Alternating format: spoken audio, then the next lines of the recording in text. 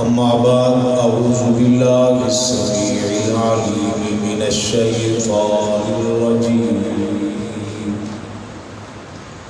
بسم الله الرحمن الرحيم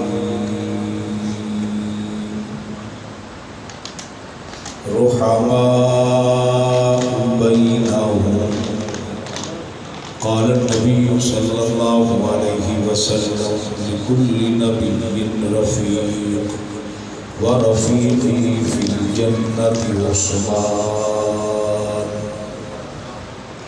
آمنت بالله صدق الله مولانا العظيم وبلغنا رسوله النبي الكريم ونحن على ذلك لمن الشاهدين والشاكرين والحمد لله رب العالمين۔ وہ داماد نبی جسے ہم سب عثمان کہتے ہیں، وہ داماد نبی جسے ہم سب عثمان کہتے ہیں، حیا والے غنی اور ناشر قرآن کہتے ہیں۔ غنی تھے مال کیا راہ حق میں جان تک دے دی، اسے ایثار کہتے ہیں، اسے قربان کہتے ہیں۔ کوئی ظالم انہیں خائن کہے توبہ معاذ اللہ، اسے الزام کہتے ہیں، اسے بہتان کہتے ہیں۔ انہی کی خاطر بیعت خود رسول اللہ نے لی تھی، جسے خود حق تعالی بیعت رضوان کہتے ہیں۔ انتہائی واجب الاحترام معزز مکرم علماء کرام، توحید و سنت کے پروانوں، نبی کے عاشقوں، صحابہ اہل بیت کے غلاموں، آج 18 ذو الحج کی تاریخ اور آج کا دن اس لحاظ سے تاریخ میں سنہری حروف سے لکھا جائے گا کہ سنی علماء کونسل سٹی شیخ پورہ کے زیر اہتمام، گجرانوالہ کے زیر اہتمام، قائد ضلع حضرت مولانا مفتی محمد اسلم طارق صاحب دامت برکاتہ العالیہ کی سرپرستی میں، مولانا اکرام اللہ خان صاحب کی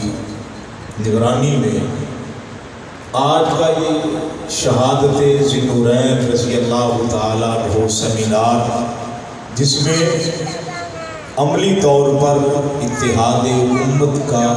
مظاہرہ کیا گیا ہے۔ میرے پاس الفاظ نہیں ہیں کہ میں شیر پاکستان مقبول عوام حضرت مولانا منظور احمد صاحب دامت برکاتہ العالیہ کا شکریہ ادا کروں، جو کہ مرکزی جمعیت اہل حدیث العالمی کے مرکزی سرپرست ہیں اور میرے انتہائی دل کے قریب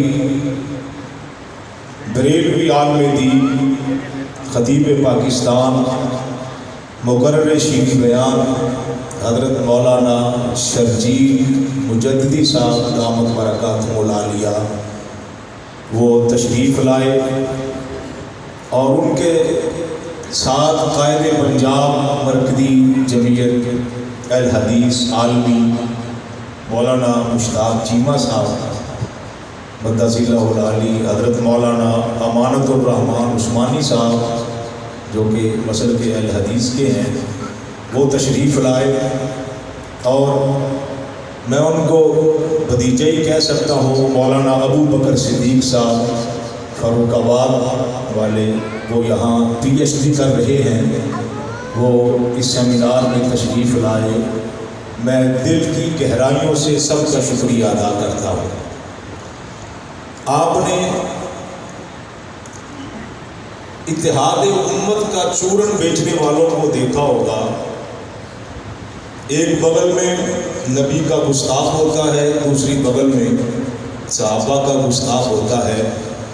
اور وہ اتحاد امت کا مظاہرہ کرتے ہیں ایران کے پیسوں پر۔ اصل اتحاد امت یہ ہے، اصل اتحاد امت کا یہ عملی مظاہرہ ہے۔ ابھی تک یہ فیصلہ نہیں ہو سکا کہ جو اللہ کی توحید کو نہیں مانتا، حضور کی ختم نبوت کو نہیں مانتا، صحابہ کو برحق نہیں مانتا، قرآن کو اصلی قرآن نہیں مانتا، کیا وہ حضور کا امتی ہے؟